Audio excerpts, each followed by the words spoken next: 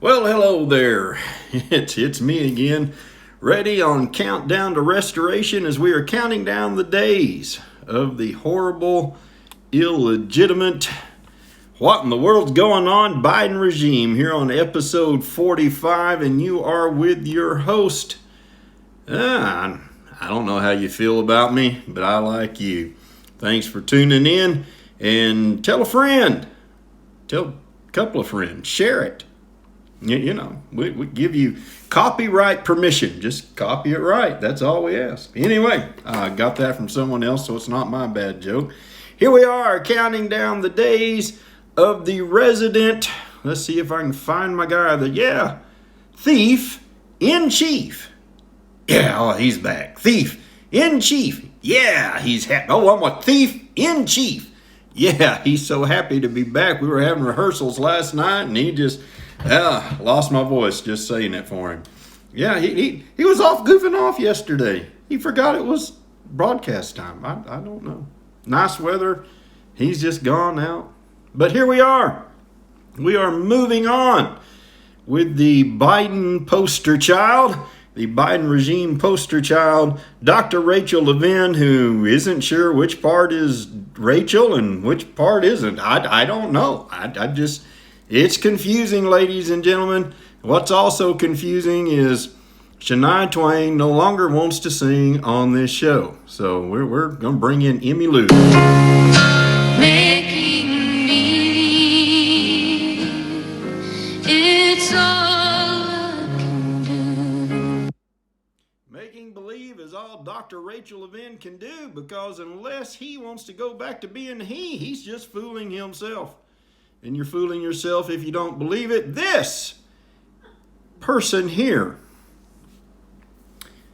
won a drag queen contest. I somehow forgot to write down his name. I don't know. He won a drag queen contest in the UK and is now an official spokesperson for Coca-Cola. Now, that person yesterday said that we can't tell male from female as humans. If you can look at this guy and think that's a woman, and you're a male and you're heterosexual, please have someone pre-screen all your dates. That's all I'm saying. That's all I know. Everyone knows me as that queen that's bubbly, unique, and hard to describe, just like the taste of Coca-Cola. Here's his name, Tacy. Tacy, not Tacy. Toad attitude. Honey, that first sip is enough to make you say, ooh, I guess. I don't know. Now, see, the difference between Tacy and the good old Doc here is Tacy's a drag queen. He presents himself as a woman as part of a show. See, and what he does and the way he looks, it's stupid. It's wrong. Don't do that. Don't be a drag queen. But certainly not on a permanent basis. I mean, even RuPaul would take off the makeup and go out dressed as a man. It's just, you don't hire somebody for a management level position that thinks they're what they're not. I mean, come on. Now, this... I don't know why, it just kind of struck me, being a religious person, for want of a better term. One of my favorite people to listen to from time to time was Dr. D. James Kennedy of the Coral Ridge Presbyterian Church in Fort Lauderdale. And really, for some reason, I never knew it was in Fort Lauderdale till I saw this. And I also did not know that Fort Lauderdale is the gay capital of Florida. I did not know that. They have a gay mayor and a gay vice mayor. Okay. So Fort Lauderdale honors anti-LGBTQ plus church, gay mayor under fire. No, we can't see. The gay mayor's okay with it. Come on. But nobody else is. Mayor Dean Trentalis presented a proclamation at Tuesday night's City Commission meeting recognizing the 60th anniversary of the Coral Ridge Presbyterian Church and the 50th anniversary of its affiliated private school, Westminster Academy, the South Florida Gay News Reports. Both were founded by anti-LGBTQ plus minister Dr. James Kennedy, Dr. D. James Kennedy, who died in 2007. The proclamation designates the coming Sunday as Coral Ridge Presbyterian Church Day and Westminster Academy Day. The mayor, Trentlis, acknowledged the institution's homophobic and transphobic history, but said it's time to move on. Times have changed, and so have their leaders. Trentlis said, according to the South Florida Sun Sentinel, it's time to build a future based on love and not hate. Excuse me. And it's time for those who still harbor resentment to let go of it. I know I have, and I know our community is better off for it. So here we go. You know,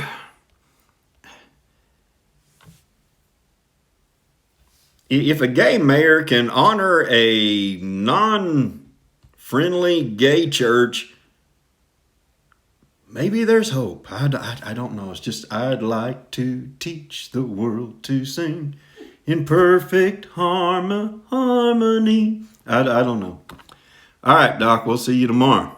Yeah, I think that's all we have on things that would interest him. Oh, yes, no, they do not sponsor the show, but they should. We give them more advertisement than anyone else. SecularDems.org is where you can find it. The manifesto and guidance for the White House and Congress, Secular Democrats of America. And if you don't think they're following the script, well, you just haven't read the script, because they are. Go there, read it, learn it. Where else are we? Oh, yes. And today in Amarillo, it feels like we're in the dark winter of the Biden regime. And more, you saw Vice President Harris there. Oh, she just got a good job. And she's going to be busy on that, I'm telling you. So we'll talk about that later.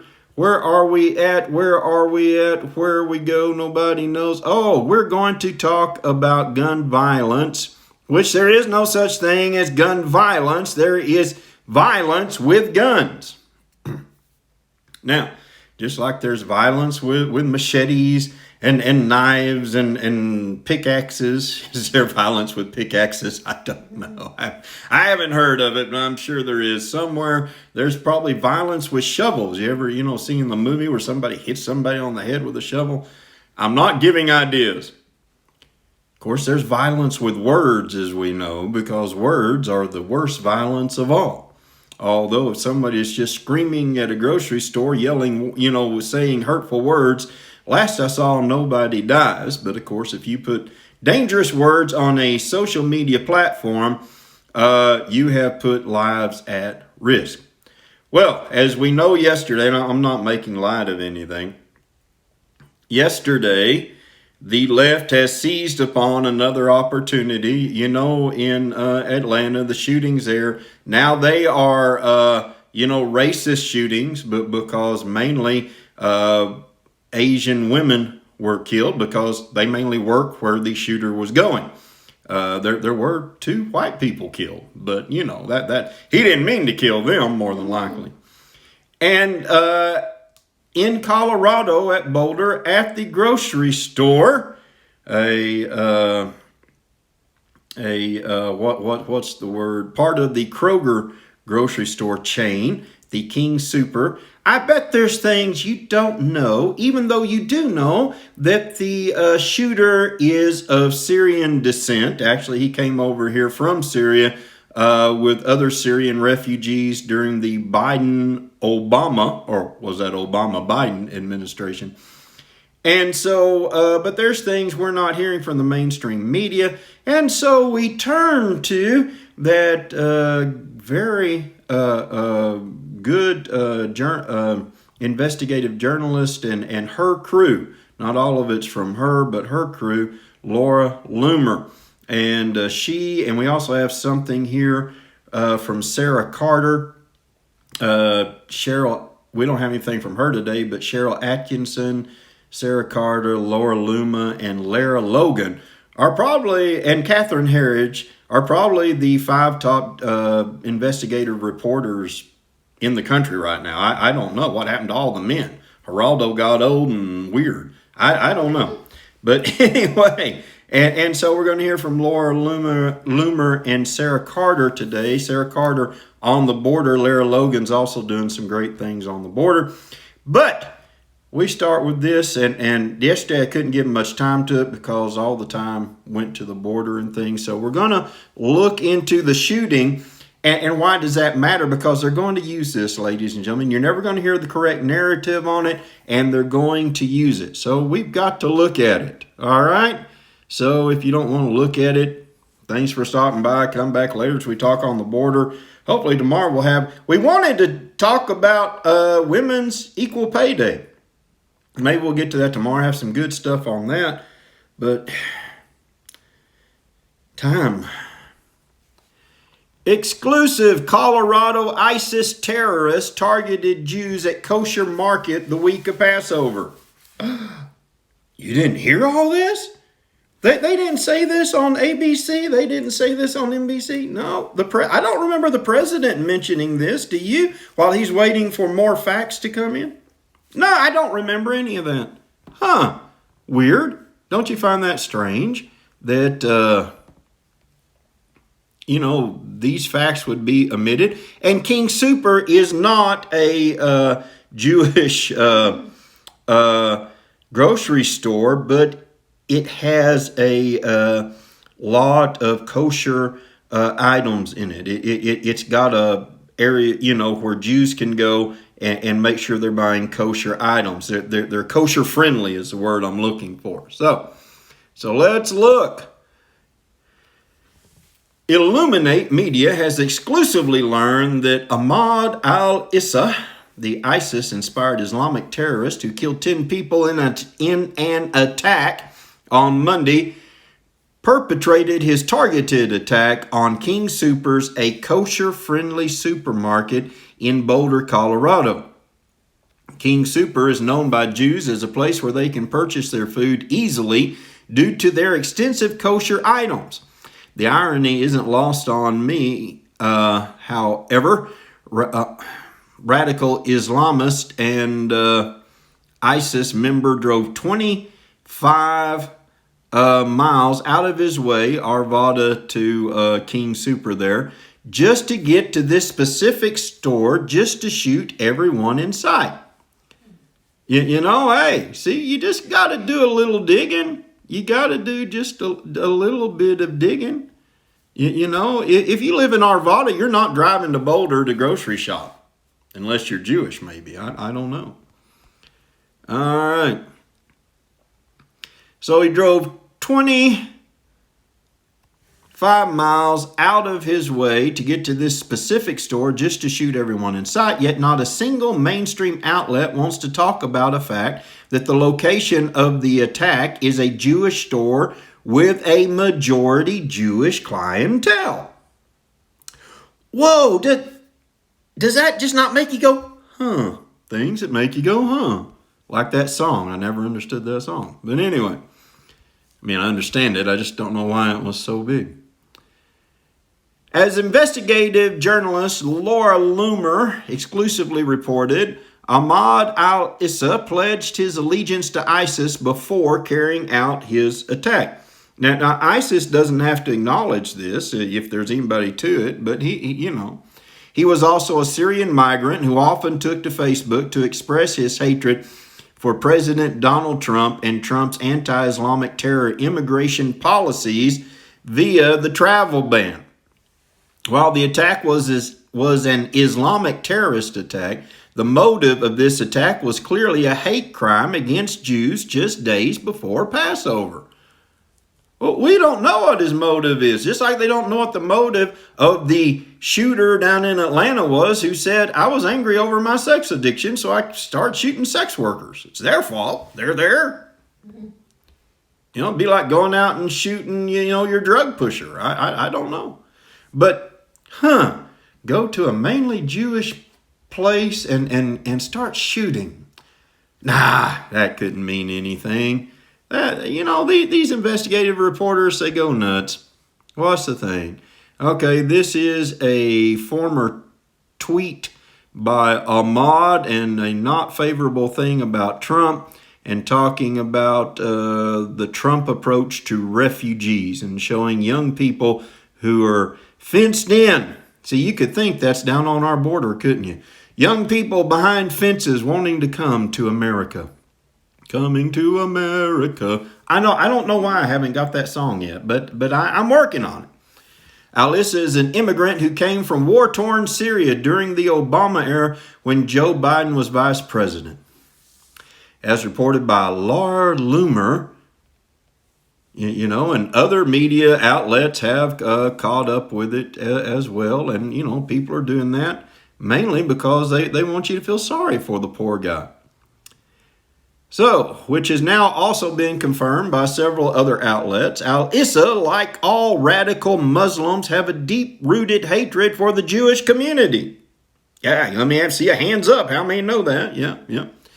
The mainstream media will have you believe he was bullied in high school and has a mental illness. Combine those lies with their salivation over the fact that Al-Issa only 1 week ago purchased the gun he used in his attack, which Boulder had tried to pass an assault weapons ban, which it's not an assault weapon, ladies and gentlemen.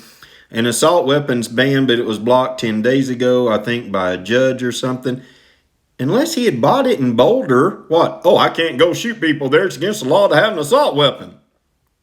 He's going to kill people. Why do we think these laws if you're going to kill people, you're probably not that law-abiding? I know. It's just beyond reason, isn't it? Combine those lies with their salivation over the fact that Al-Issa only 1 week ago purchased the gun he used in his attack, and it is the perfect argument for the Democrats to push for stricter gun control laws, which they are doing. I mean, you and I look and we're in horror over it. They look and they're like, oh, we needed this. I'm serious.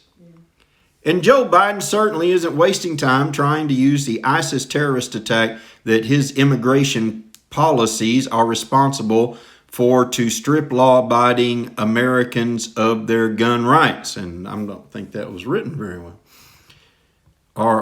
Anyway, Ahmad Al-Issa had failed attempts before. According to Jack Prosebik's tweet on Twitter, early information from a national security agency suggests Boulder shooter planned to target the Trump rally in Colorado Springs, February 2020, but decided to wait until the next one on March 13th in Denver, but it was canceled, I think, due to COVID. The next one says, I hope I'm not the right one. Due to COVID, per White House officials. The Hill reported that Al-Issa purchased a gun on March 15th and was seen by his family with a machine gun-like weapon 2 days prior to the shooting. No stranger to violence, Al-Issa has been arrested before. Channel 9 News, reported that on November 17th, 2017, he was arrested for a third-degree assault after cold clocking another student and punching him a few times afterwards. Just got up in class and just punched the guy. Just a lot of fun here. What is really to blame for this terrorist attack, along with the Democrats' open border policies, is their love fest with identity politics. Identity politics allows the avenue of sick individuals and Islamic terrorists to get away with heinous acts by way of being politically correct and people's irrational fear of insulting one another. The only mental illness Ahmad Al-Issa has is that of the ideology of radical Islam. He took advantage of the Democrats' obsession with identity politics and often posted about Islamophobia. Which, he has the right to do that, I guess. Just not kill people. The naivete of the general public and fake news media networks will hold us hostage to future attacks. Calling out radical Islam is not Islamophobia. If we don't speak about it and continue to label those that do as xenophobic or racist, buckle up. Other jihadists will strike again in their quest to kill and conquer all infidels and turn Western civilization into an Islamic caliphate. With regards to Jew hatred, a study conducted by Islam expert Dr. Bill Warner found that there is more Jew hatred in the Quran than Hitler's Mein Kampf. Yeah, let that sink in. The Prophet Muhammad is viewed as the most ideal and revered man in Islam. According to Muhammad, Judgment Day will not come before the Muslims fight the Jews, and the Jews will hide behind the rocks and the trees. But the rocks and the trees will say, "O Muslim, O servant of Allah, there is a Jew behind me. Come and kill him," except for the Garkod tree, which is one of the trees of the Jews. So if you're a Jewish person, hide behind that tree. It won't give you up. Okay? Investigative journalist Laura Loomer, who herself is Jewish, where are we at?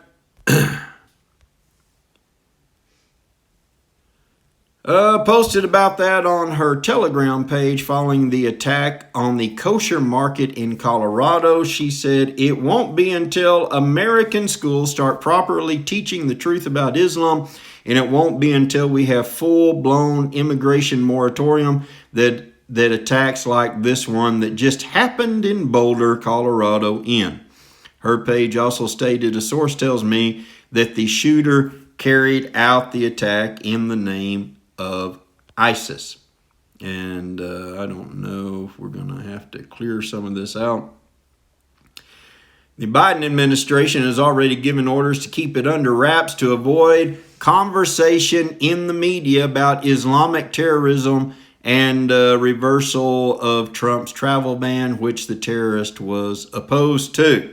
And here's another tweet by him. "The Muslims at the Christchurch Mosque, New Zealand, were not the victims of a single shooter. They were the victims of the entire Islamophobia industry that vilified them." And so let me clear all these out. And so, you know, the guy just, I mean, maybe he had mental problems. You know, I get tired of that myself. If you know it's wrong to go shoot and kill people, you really don't have mental problems. You know? PC culture falsely deemed Trump's travel ban as a Muslim ban and therefore racist. Lack of understanding that terrorism is a major catastrophe in the Middle East and Northern Africa, and that these same terrorists hate America and American values, has allowed for more terror-tied Muslims like al-Issa to slip through our borders at a grave price to American lives. The Democratic Party, regarding ignorance regarding immigration and Islamic terrorism, has been used and manipulated by these radicals time and time again. If one were to walk down the streets of countries like Iran or Somalia, they would see how much these people hate us. Drawn on buildings, you can read "Death to America" everywhere you go. As Loomer also stated, here in America, we don't have a gun problem. We have an Islamic terror problem. Hard to tell what they think, isn't it? Islamic terror problem, immigration moratorium now. And what comes natural to Ilhan Omar, she tries to diverge the conversation about al-Issa being a member of ISIS. The congressional representative tweeted today about how the color of attackers is always front and center if the perpetrator isn't white, and if he is white, they call it a mental illness. It's another delusional statement made by Omar, like the one about 9/11.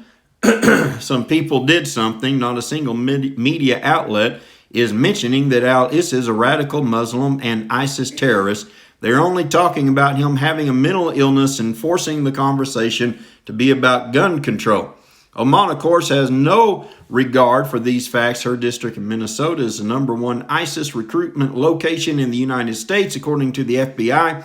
Omar has also refused to condemn ISIS and used her position as the first Muslim woman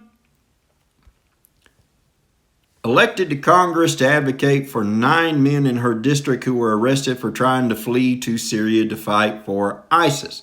Barack Hussein Obama released a statement on the attack as well. He blamed the ISIS sympathizers' act on terrorism on racism and misogyny. Racism and misogyny. How does that even... I don't know. Because we're racist toward him? Or he's racist? I don't get it. I don't get it. That fuels so many of these senseless acts of violence.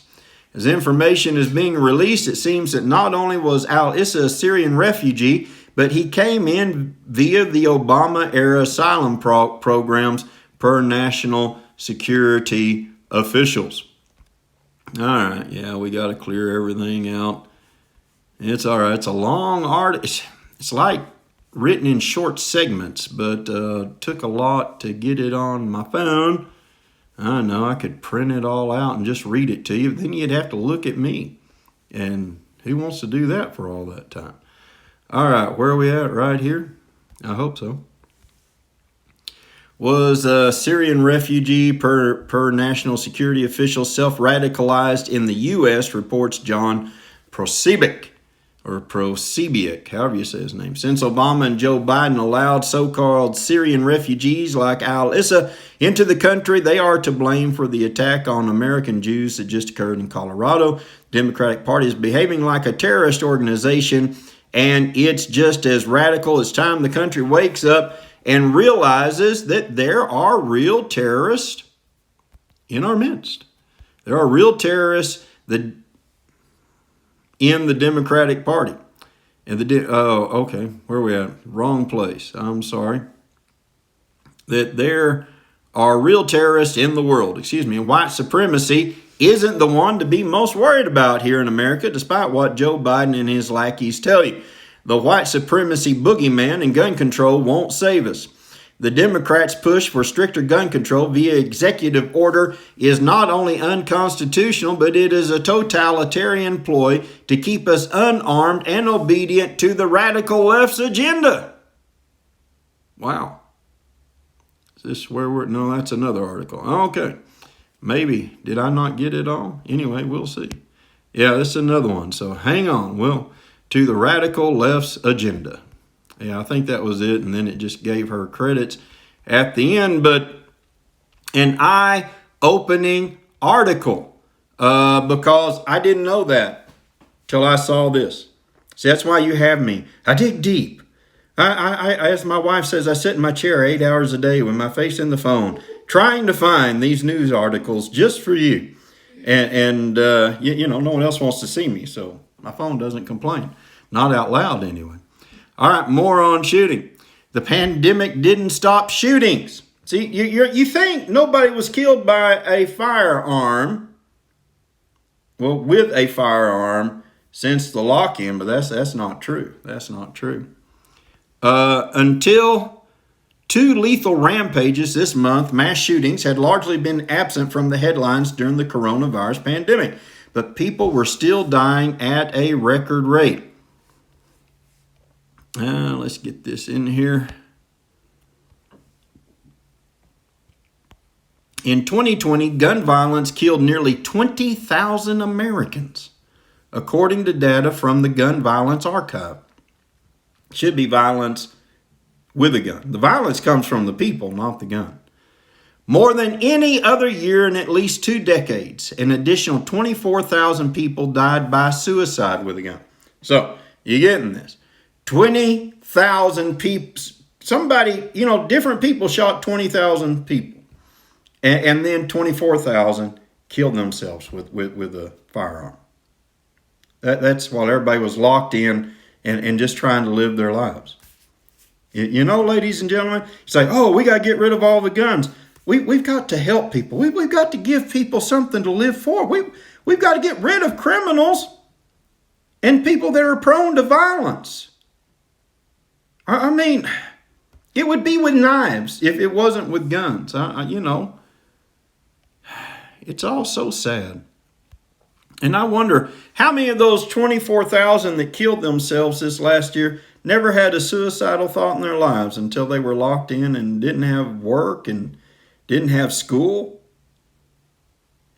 But no, it's better to just focus on 2 shootings, isn't it? The vast majority of these tragedies happen far from the glare of the national spotlight, unfolding instead in homes or on city streets, and like the COVID-19 crisis, disproportionately affecting communities of color. And don't have time to look at the chart. Last week's shooting at spas in the Atlanta area and Monday's shooting at a grocery store in Boulder, Colorado, killed a combined 18 people and rejuvenated a national effort to overhaul gun laws.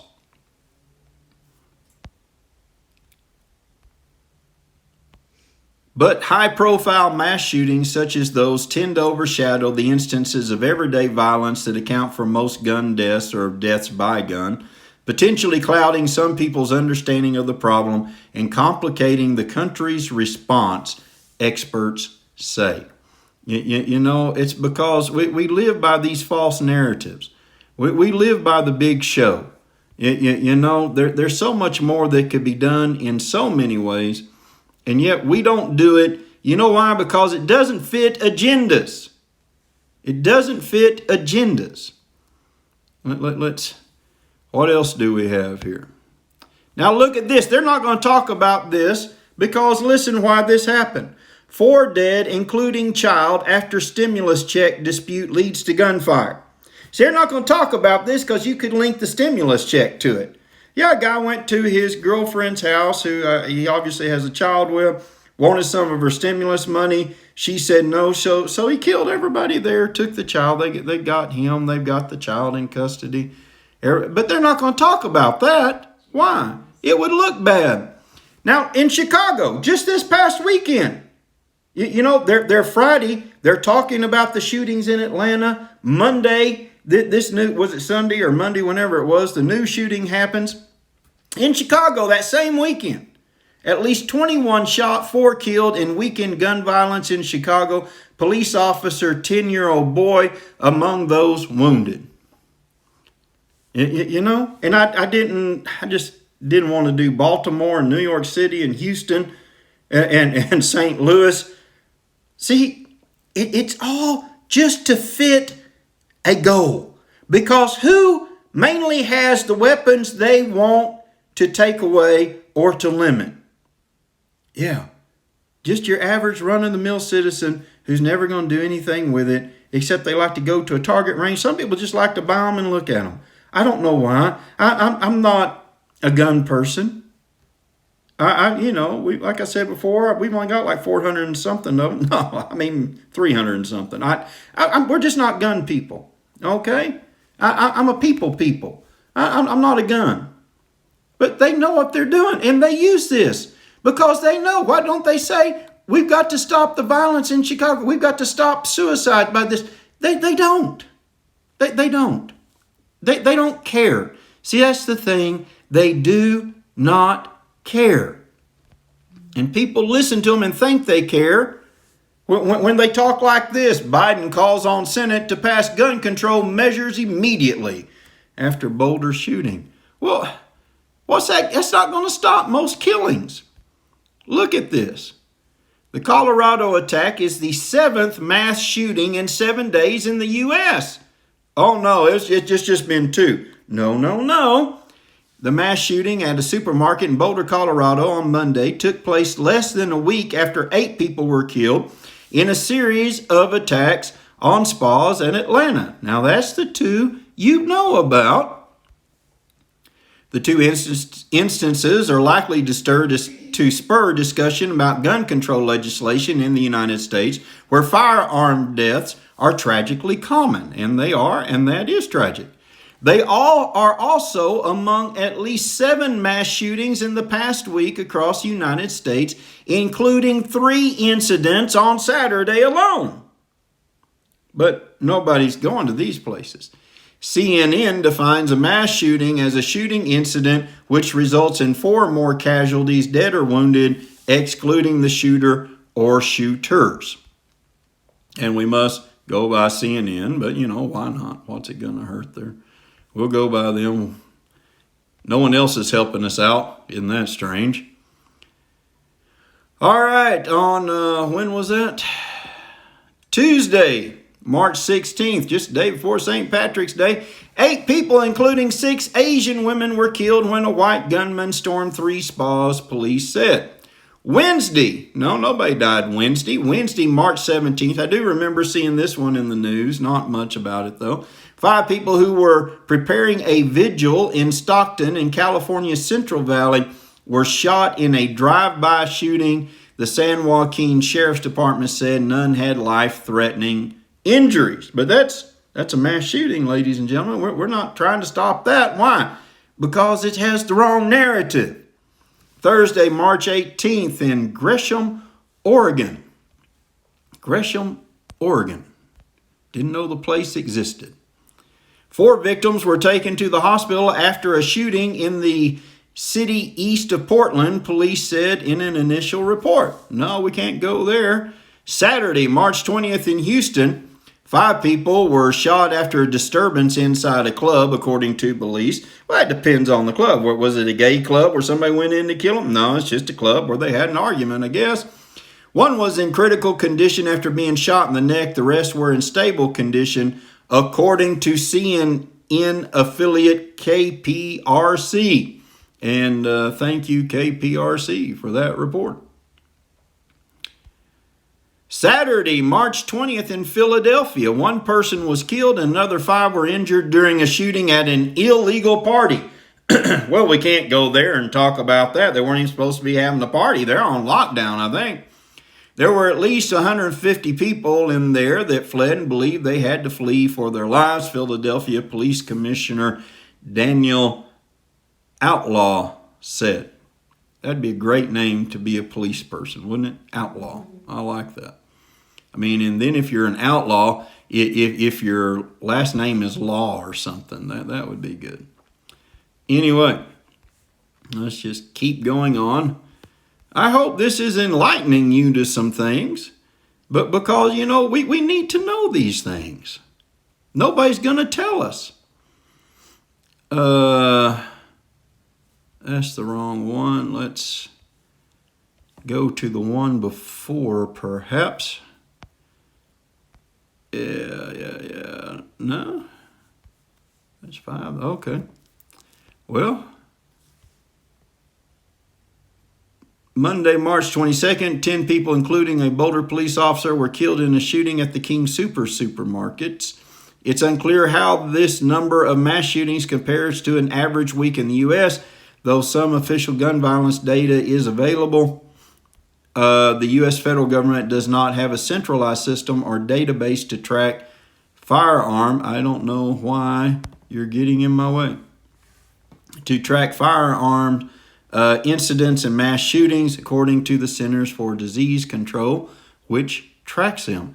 And I thought there was something, I might have missed the slide, some 8 that were shot in Dallas. So I'm not sure. I'm sorry about that.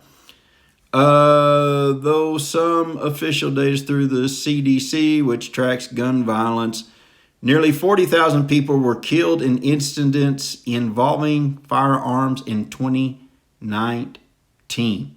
And I'm sure there was a Dallas incident. I don't know what happened to that slide. Sorry about that. But anyway, so there you have it. It was a full week, but you're not going to hear about that. You're not going to hear about the Muslim connection. You're not going to hear about any of that because it doesn't fit the narrative. Biden considering executive action on gun control, Psaki says. Yeah, lots of it. And we have a clip on that. And what's this? Is that just talking more about it? Yeah. Okay, so they are wanting much more. And that's just all about the executive actions. Here's a clip about it. And I've been telling you, they've been planning executive actions for a long time, as she confirms. And fulfill requests. Go ahead. Thank you, Jen. questions on guns and Sure. the AAPI representation. At what point would President Biden consider taking executive action instead of waiting for Congress to wait? In other words, how many measures would have to fail before he stepped in? I think he sees it as vital to take steps on two tracks because congressional legislation, as the vice president conveyed this morning, obviously has a more permanent, lasting impact. Executive actions are, of course, an important lever that every president has at their disposal. There's current discussions and analysis internally of what steps can be taken. That has been ongoing for several weeks, even before these two recent tragedies. He looks forward to getting an update on and seeing what can be moved forward on that front as well. So he's not waiting for anything to fail. Is really the answer to your question. What executive actions do you think he's most likely to take? It's a great question. I have it myself as well, but it's an ongoing policy process. Ongoing policy process. It's under a 100-day review, I'm sure. You know, if you remember back in the campaign, Vice President Harris said she favored a confiscation of guns. If you remember, failed candidate Beto O'Rourke, unfortunately a native son of Texas, even though we're trying to pass him off to New Mexico. Sorry, New Mexico. You deal with him. Anyway, he said he was coming to get the guns, and then candidate Joseph Biden said that he was going to make Beto the gun czar. Wouldn't that be fun? Hi, I'm Beto the gun czar. Anyway, so they're always working on this. They're always looking for a plan. They're always looking for a tragedy. But we're going to make a run for the border. I tell you, I needed a video or two to help me rest. All right, let's just go. We've got more to read because there's so much going on. They are finally going to let a camera into the border facilities, but as we're going to find out, they're kind of stacking the old deck. Senior White House officials to visit border facility allow one news network camera inside. And you notice there, isn't that nice? It's got the praying hands. It's got a nice little welcoming poster there. You know, make everybody feel good. And the sign reads, "May God bless you on your journey." And this is the, I don't know what happened, where that went. That's in Carrizo Springs, the minor facility there.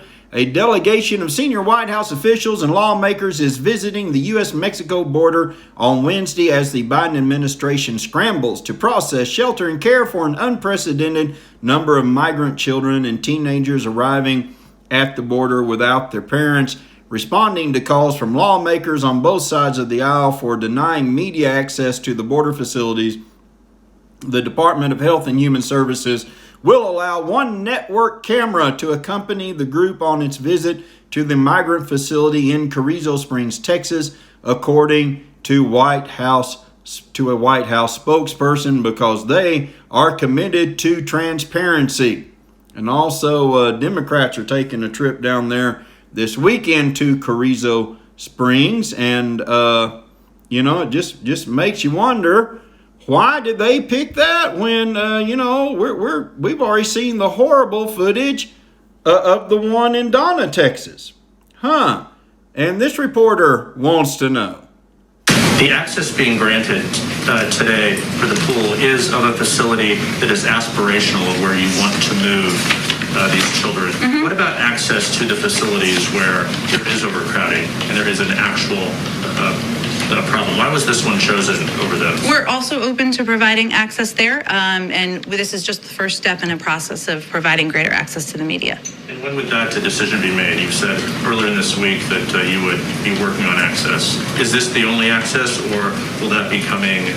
No, I would consider it's ongoing, and we wanted to provide pool coverage, as you all know, who are in the television field of television, that allows for a video camera to provide access to all the networks. We felt that would be a good first step, and we're looking forward to continuing to engage about how to provide increased access. Would you agree, though, that you've chosen the facility that is the aspirational facility as opposed to the problem at this moment? Well, I would say we all agree that the Border Patrol facilities are not places where children should be. They are children should be moving more quickly through those facilities. That is what our policy central focus is right now, as you know, Jeff.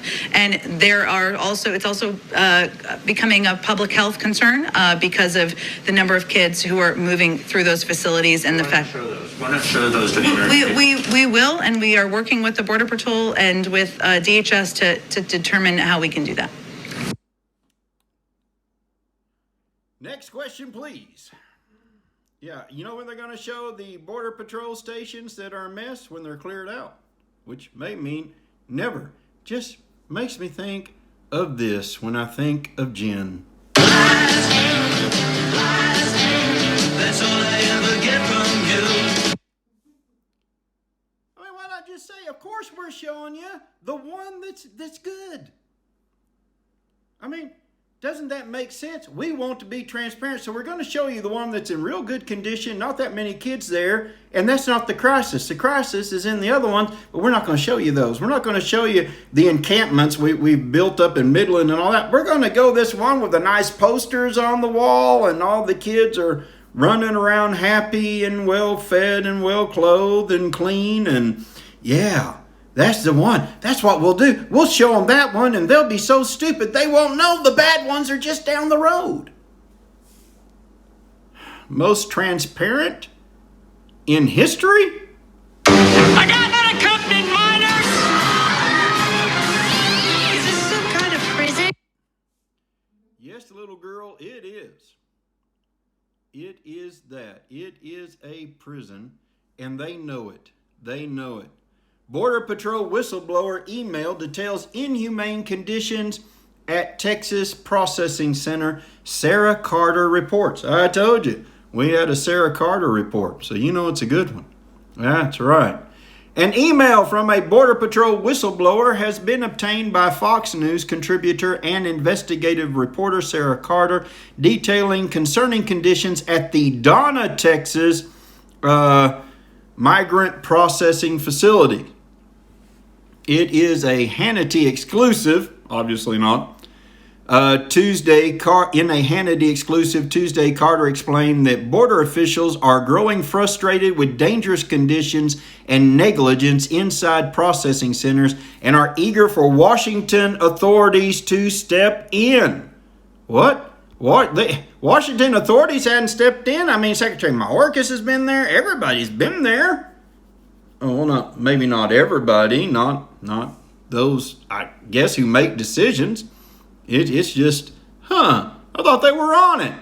The email sent from a Border Patrol official to the chain of command at Customs and Border Protection seemed like a plea for help, stating conditions are extremely unsafe and unhealthy for the detainees, agents, and civilian workforce.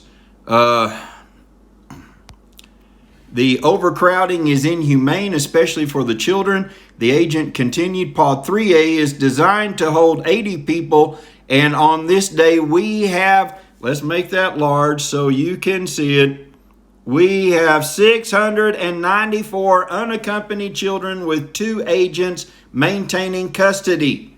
That is 867% of the stated capacity of this pod. I mean, that's not a crisis. That's just... I mean, really, ladies and gentlemen. The agent went on to explain that the detainees are becoming stressed and fatigued, many being kept in custody for more than 2 weeks. The email read that detainees are laying on top of each other since there is no room to sleep, while unaccompanied children have to sleep on their side to save space. And yet we keep bringing them in. And they're going to go to the facility that looks nice. I mean, call and complain. If we have a fire, a carbon monoxide leak from the generators, a stampede, or any number of potential and likely occurrences, many people will die. It reads, this situation is a disaster waiting to happen. Someone with the proper authority must do something immediately to alleviate the severe overcrowding before we experience a tragedy. I'm sure this guy's on his way out of a job. I'm sure. Border Patrol Chief Rodney Scott responded to the email saying he hears the warning loud and clear. In a statement Tuesday, CBP confirmed the validity of these emails and vowed to protect the nation and enforce laws humanely. Yes. Oh, and I have a clip for that, but I just remembered it. That would have been perfect right here. Carter reported the facility has the appearance of a prison with no windows. The migrant surge has already increased the population of Donna by 25%. Their population has gone up by 25%. And Border Patrol is expecting thousands of additions to arrive. Not hundreds, thousands. Thousands. But the biggest concern among employees and observers is regarding the health of the migrant children, Carter said, who have often traveled a long distance alone and are now cramped inside of tents with hundreds of others. They're lining up right next to each other. The smells, there's no air. There's really no windows to look outside. It is a very, very stressful situation.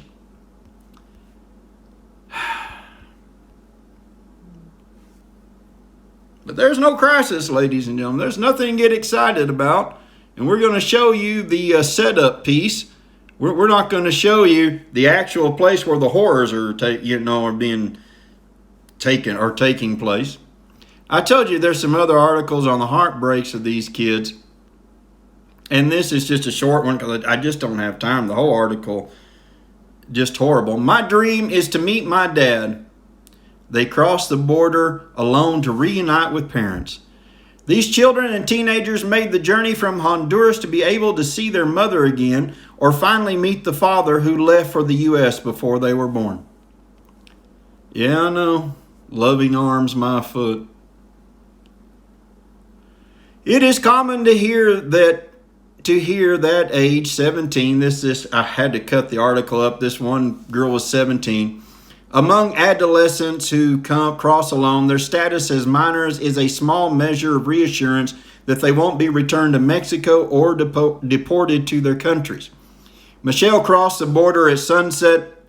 She joined a group of 10 migrants who entered through the Mission, Texas area, where Tom Landry is from.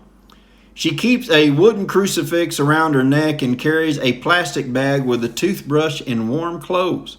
You cannot live in my country. There's a lot of crime. I want a future for myself, she said, taking in the fact that she's in the U.S. Despite her youth, she made the trek alone, walking or taking buses. What I want most is to meet my dad.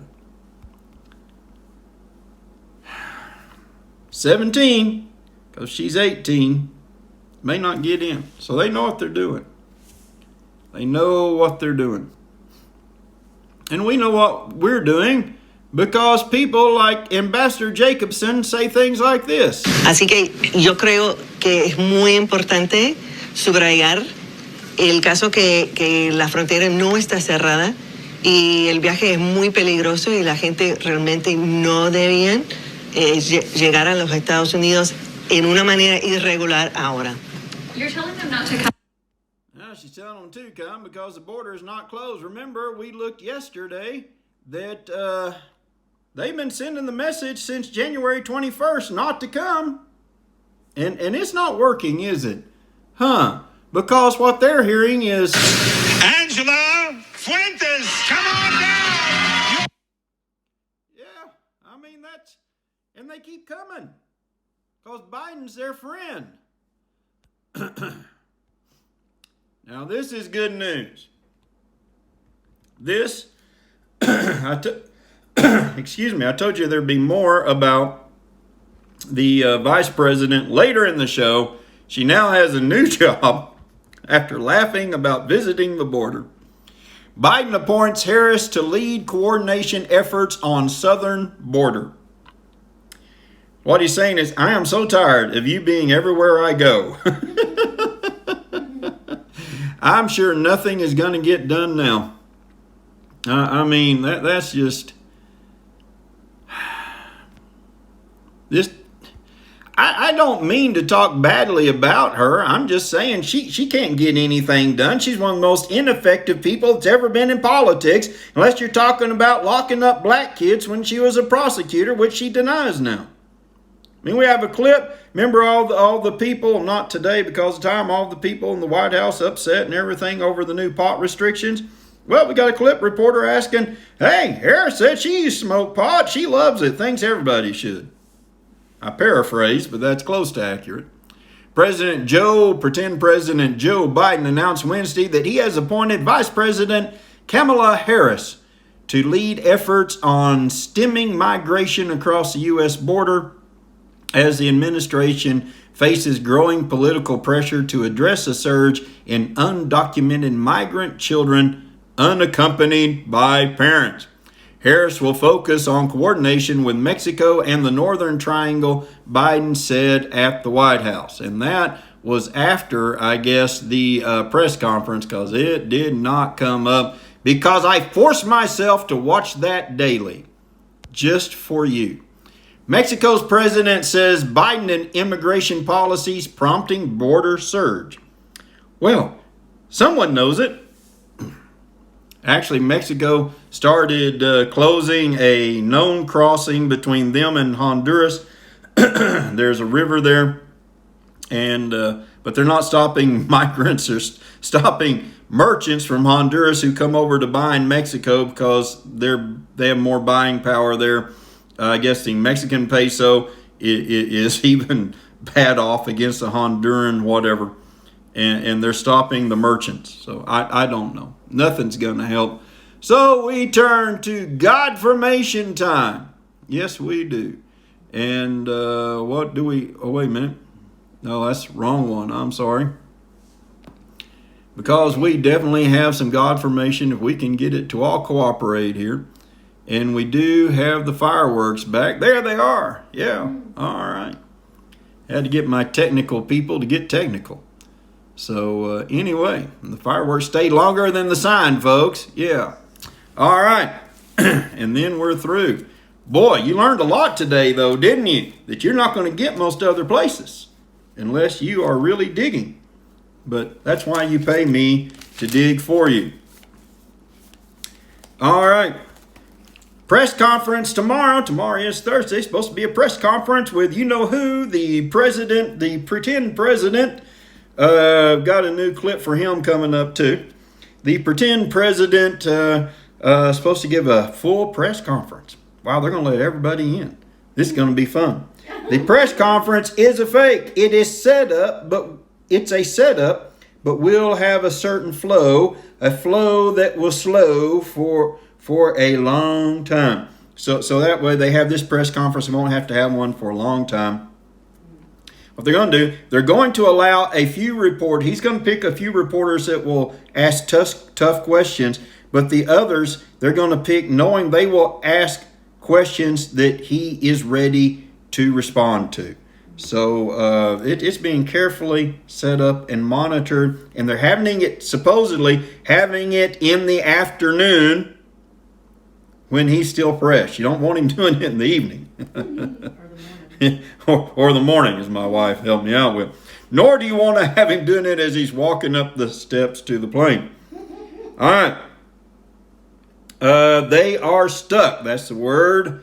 They do not know. We do not know how to do anything right now.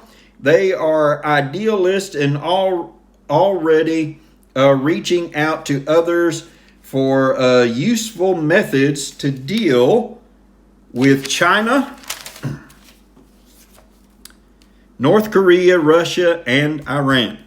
And actually, again, Secretary of State I got this last night. Secretary of State is in Europe, or meeting with European officials today, NATO, saying, please help us with China. We'll listen to you. Yeah, we need help. We don't want to force you into anything, but if you can help us, we'd appreciate it. They don't know what to do. These people are totally lost because they're idealists. They thought if they just showed up to talk, China would be like, you're nice people. Let us work with you.